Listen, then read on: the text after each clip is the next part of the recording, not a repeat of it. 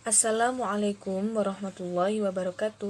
Kami dari kelompok 1 akan mempresentasikan patofisiologi gangguan saluran cerna yang beranggotakan Tia Eka, Ninda Rahmalia, Salsa Bilanur, Adelia Eka, Rosita Nur, Alvina Damayanti, Rizky Amalia, dan Diana.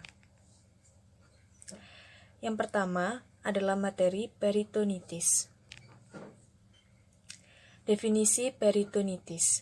Peritonitis adalah inflamasi dari peritoneum atau lapisan serosa yang menutupi rongga abdomen dan organ-organ abdomen di dalamnya. Suatu bentuk penyakit akut dan merupakan kasus bedah darurat. Dapat terjadi secara lokal maupun umum melalui proses infeksi akibat perforasi usus, misalnya pada ruptur appendix atau divertikulum kolon, maupun non-infeksi, misalnya akibat keluarnya asam lambung pada perforasi gaster, keluarnya asam empedu pada perforasi kandung empedu. Pada wanita, peritonitis sering disebabkan oleh infeksi tuba falopi atau ruptur ovarium. Anatomi peritonitis yakni peritoneum adalah lapisan serosa yang paling besar dan paling kompleks yang terdapat dalam tubuh. Membran serosa tersebut membentuk suatu kantung tertutup atau koelom dengan batas-batas.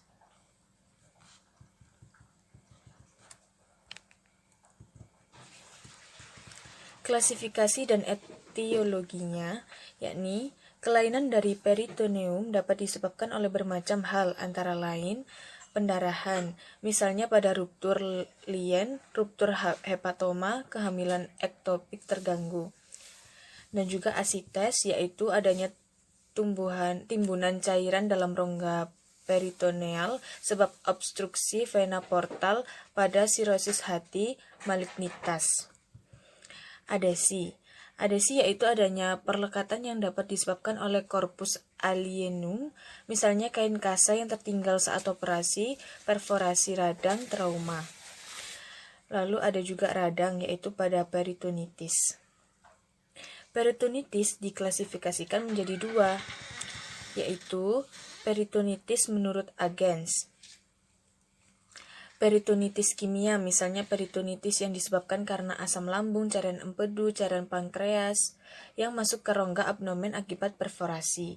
Ada juga peritonitis septik, merupakan peritonitis yang disebabkan kuman, misalnya karena ada perforasi usus sehingga kuman-kuman usus dapat sampai ke peritoneum dan menimbulkan peradangan. Yang menurut sumber kuman, ada peritonitis primer, merupakan peritonitis yang infeksi kumannya berasal dari penyebaran secara hematogen. Sering disebut juga sebagai spontaneous bacterial peritonitis. Peritonitis ini bentuk yang paling sering ditemukan dan disebabkan oleh perforasi atau nekrose, infeksi transmural dari kelainan organ viscera dengan inokulasi bakterial pada rongga peritoneum. Ada juga peritonitis sekunder. Peritonitis ini bisa disebabkan oleh beberapa penyebab utama. Di antaranya ada invasi bakteri oleh adanya kebocoran traktus dan juga iritasi peritoneum akibat bocornya enzim pankreas. Selanjutnya ada faktor risiko. Faktor-faktor berikut dapat meningkatkan risiko kejadian peritonitis, yaitu penyakit hati dengan ascites, kerusakan ginjal, kompromis imun sistem, pelvic inflammatory disease, appendicitis, ulcus gaster, dan juga infeksi kandung empedu. Selanjutnya yaitu patofisiologi. Peritonitis merupakan komplikasi akibat penyerapan infeksi dari organ-organ abdomen, ruptur saluran cerna atau luka tembus abdomen. Yang keenam yaitu gejala klinis. Gejala klinis peritonitis yang terutama yaitu nyeri pada abdomen. Yang ketujuh yaitu pemeriksaan fisik dan diagnosa. Anamnesa yang jelas, evaluasi cairan peritoneal, dan tes diagnostik tambahan sangat diperlukan untuk membuat suatu diagnosis. Saya Alvina Damayanti akan melanjutkan materi yang selanjutnya. Yang ke-9 ada pemeriksaan penunjang. Pada pemeriksaan laboratorium didapat leukositosis, yaitu lebih dari 11.000 sel dengan pergeseran ke kiri pada hitung jenis. Pada pasien dengan sepsis berat, pasien imunokompromis dapat terjadi leukopenia. Asidosis metabolik dengan alkalosis respiratorik pada foto polos abdomen didapatkan. Yang pertama, bayangan peritoneal fat kabur karena infiltrasi sel radang. Yang kedua, pada pemeriksaan rongsen tampak udara usus merata, berbeda dengan gambaran ileus obstruksi. Yang ketiga, penebalan dinding usus akibat edema. Dan yang keempat, tampak gambaran udara bebas. Yang kelima, adanya eksudasi cairan ke rongga peritoneum sehingga pasien perlu dikoreksi cairan elektrolit dan asam basanya agar tidak terjadi shock hipovolemik. Pemeriksaan penunjang lain yang bisa dilakukan adalah dengan USG abdomen, CT scan, dan MRI. Yang ke-10, terapi. Peritonitis adalah suatu kondisi yang mengancam jiwa yang memerlukan pengobatan medis segera mungkin. Prinsip utama terapi pada infeksi intraabdomen adalah: pertama, mengontrol sumber infeksi. Yang kedua, mengeliminasi bakteri dan toksin. Yang ketiga, mempertahankan fungsi sistem organ. Yang keempat, mengontrol proses inflamasi. Terapi terbagi menjadi, yaitu ada terapi medis yang termasuk di dalamnya antibiotik sistemik untuk mengontrol infeksi, perawatan intensif, mempertahankan hemodinamik tubuh.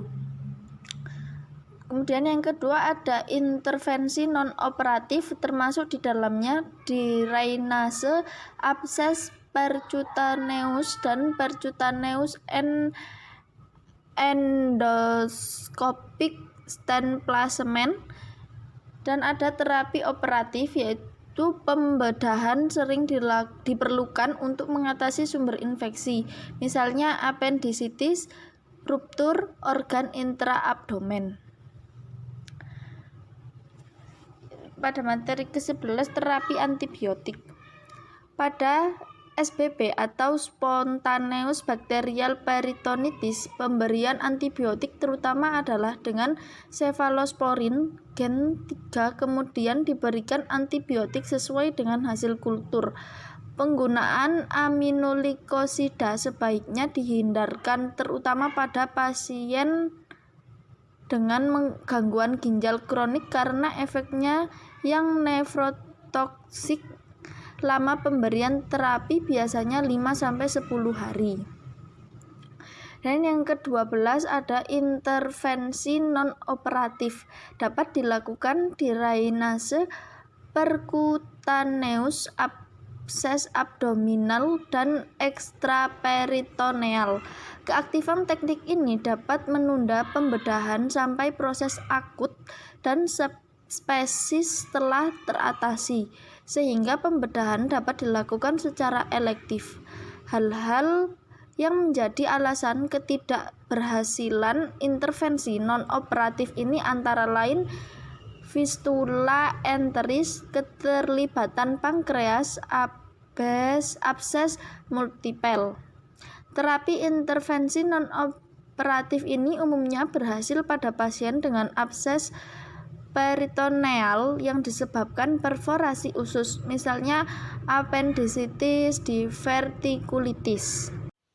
Saya Diana, saya akan melanjutkan presentasi tentang peritonitis. Yang ke-13 yaitu terapi operatif. Cara ini adalah yang paling efektif. Pembedahan dilakukan dengan dua cara. Yang pertama, bedah terbuka, dan yang kedua, laparoskopi. Ke-14 yaitu ada prognosis. Prognosis dari peritonitis dipengaruhi oleh jenis infeksi yang terjadi dan kondisi pasien yang dapat meningkatkan kemungkinan komplikasi, diagnosis yang cepat, tata laksana yang sesuai, dan agresif dengan kombinasi medikamentasa dengan pembedahan dapat mempengaruhi morbiditas dan mortalitas pada peritonitis. Komplikasi infeksi pada peritonitis sekunder yang tidak ditangani dengan baik dapat berkembang menjadi abses intraabdominal atau peritonitis tersier.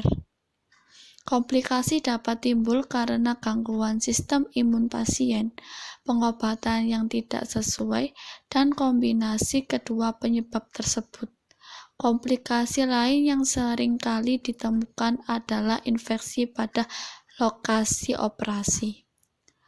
Prognosis angka mortalitas peritonitis bakteri primer dapat bervariasi antara 5% hingga 50%, tergantung pada ada tidaknya komplikasi pendarahan gastrointestinal, disfungsi renal, dan gagal ginjal. Peritonitis sekunder dan abses tanpa komplikasi memiliki resiko mortalitas kurang dari 5%, namun angka ini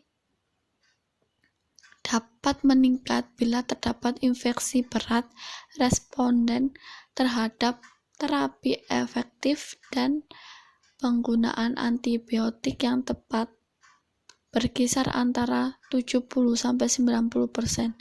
Namun walaupun pasien sudah diberikan obat antimikroba yang efektif, progresi penyakit tetap diasosiasikan dengan angka mortalitas di atas 50%.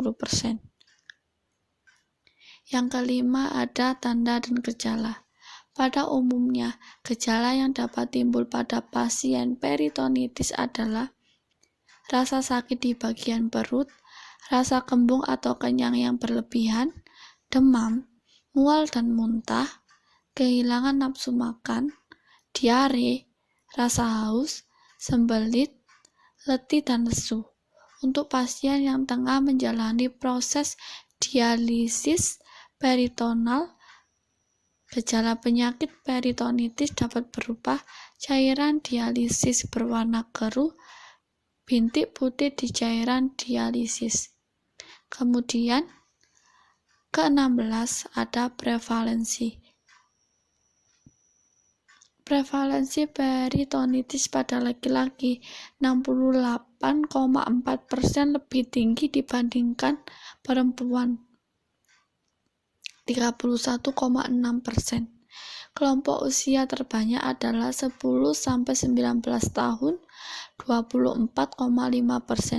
Peritonitis sekunder umum akibat perforasi appendix merupakan jenis peritonitis yang banyak, sekitar 53,1%. Sebagian besar pasien peritonitis mendapatkan tata laksana bedah berupa laparostomi, eksplorasi, dan appendektomi 24,3%. Lama rawatan terbanyak pada 4-7 hari, sekitar 45,9%. Frekuensi pasien peritonitis menurut kondisi keluar sebagai besar dalam keadaan hidup 85,7%. Kesimpulan yang dapat diambil dari penelitian ini adalah bahwa peritonitis dapat dipengaruhi oleh faktor usia, jenis kelamin, penyebab peritonitis, tata laksana, lama rawatan, dan kondisi saat keluar dari rumah sakit. Baiklah, di sini saya akan melanjutkan presentasi mengenai gastritis dengan nama saya Ninda Rahmalia Anggraini.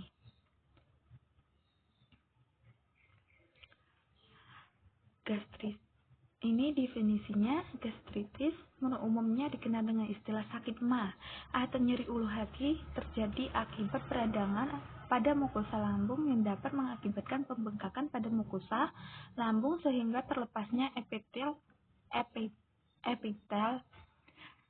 mukosa suprasial yang dapat menjadi penyebab utama pada gangguan saluran cerna.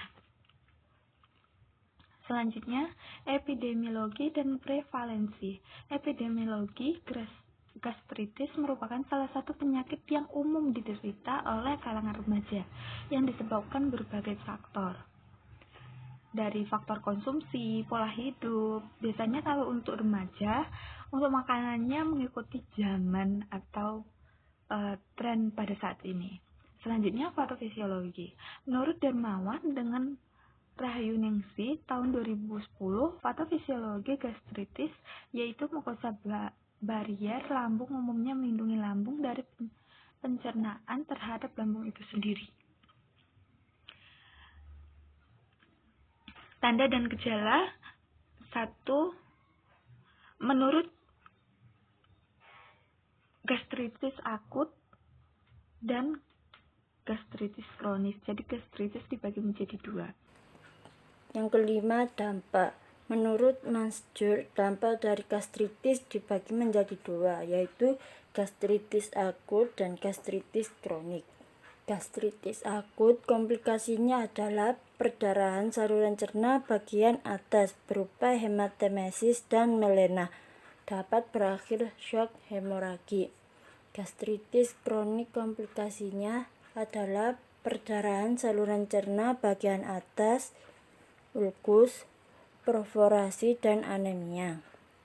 Keenam, diagnosis. Jika seseorang merasakan nyeri pada perut sebelah atas, disertai mual, dan gejalanya menetap, maka dokter akan menduganya gastritis. Ketujuh, penanganan.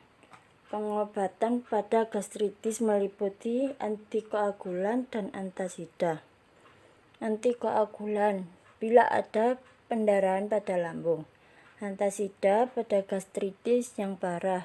Cairan dan elektrolit diberikan intravena untuk mempertahankan keseimbangan cairan sampai gejala-gejala mereda. Untuk gastritis yang tidak parah diobati dengan antasida dan istirahat. Penata laksanaan pada gastritis secara medis. Gastritis akut diatasi dengan menginstruksikan pasien untuk menghindari alkohol dan makanan sampai gejala berkurang.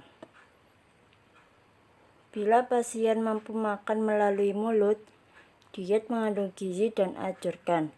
Bila gejala menetap, cairan perlu diberikan secara parenteral. Bila perdarahan terjadi, maka penata laksanaan adalah serupa dengan prosedur yang dilakukan untuk hemoragi saluran gastrointestinal atas. Bila gastritis diakibatkan oleh mencerna makanan yang sangat asam atau alkali, pengobatan terdiri dari pencernaan dan penetralisiran agen penyebab. 8. Pencegahan. Yang pertama, rajin cuci tangan dengan sabun dan air bersih mengalir. Yang kedua, hindari makanan mentah. Yang ketiga, konsumsi yogurt untuk meningkatkan jumlah bakteri baik. Yang keempat, kurangi konsumsi alkohol. Dan yang terakhir, berhenti merokok. Lalu yang kesembilan adalah diet pada gastritis.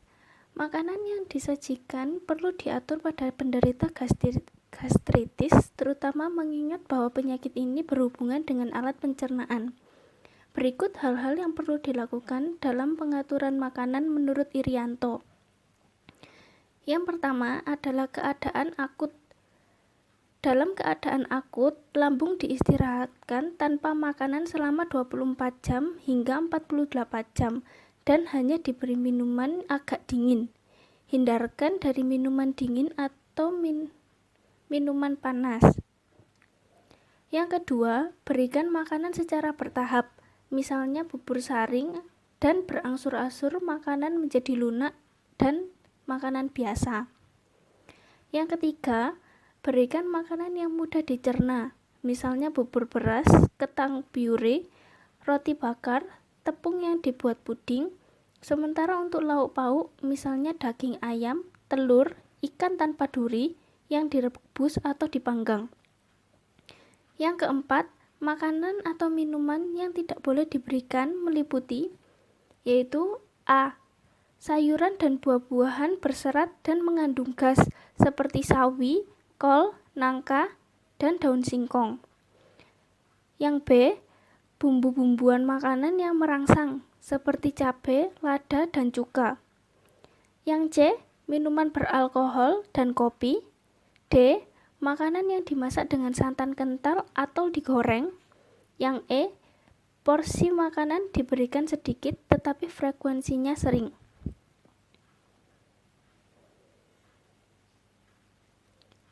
Submateri yang ketiga yaitu ileus obstruktif.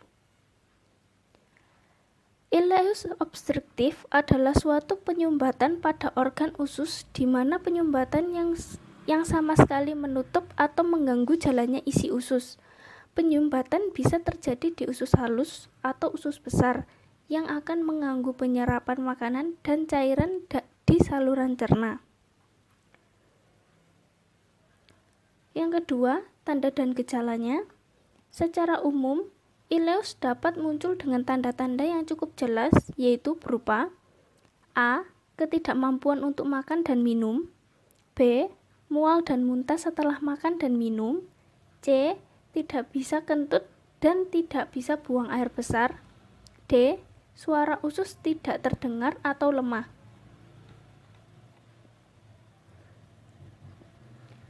Dampak dari ileus paralitik adalah gangguan kesehatan yang menyerang saluran pencernaan, yaitu usus. Padahal, usus memiliki peran yang sangat penting, terutama dalam pencernaan makanan dan minuman, agar bisa diserap dengan baik oleh tubuh. Usus berkontraksi untuk membantu makanan dan minuman yang dikonsumsi bergerak melalui saluran pencernaan. Saat terjadi gangguan pada otot usus, pergerakan makanan dan minuman dalam usus pun ikut terhambat. Baik, nama saya Salsabila Nurmufidah. Di sini saya akan melanjutkan materi dari teman saya. Yang keempat yaitu diagnosis. Pada ileus paralitik, nyeri yang timbul lebih ringan tetapi konstan dan difus dan terjadi distensi abdomen. Nah, ileus paralitik bising usus itu tidak terdengar dan tidak terjadi ketegangan dinding perut.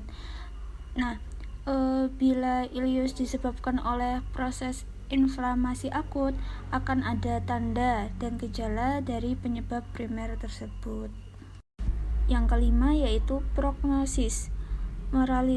Mortalitas ileus obstruktif ini dipengaruhi banyak faktor seperti umur, etiologi, tempat, dan lamanya obstruksi.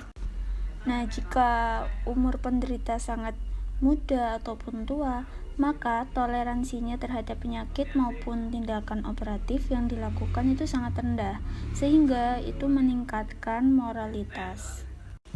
Yang keenam, penata laksanaan atau penanganan. Nah, tujuan utama penata laksanaan adalah dekompresi bagian yang mengalami obstruksi untuk mencegah perforasi. Nah, tindakan operasi biasanya selalu diperlukan. Menghilangkan penyebab obstruksi adalah tujuan kedua. Kadang-kadang suatu penyumbatan sembuh dengan sendirinya itu tanpa pengobatan, terutama jika disebabkan oleh perlengketan. Yang ketujuh yaitu terapi ileus obstruktif. Nah, ileus harus sesegera mungkin ditangani untuk menghindari komplikasi berupa iskemia dan perforasi internal. Prinsip dari terapi ileus adalah untuk tidak memperparah ileus dengan intak dan mengurangi efek dari kebuntuan yang disebabkan ileus. Nah, jika ileus telah didiagnosis, itu kausa ileus juga harus dihilangkan. Baik, sekian dan terima kasih.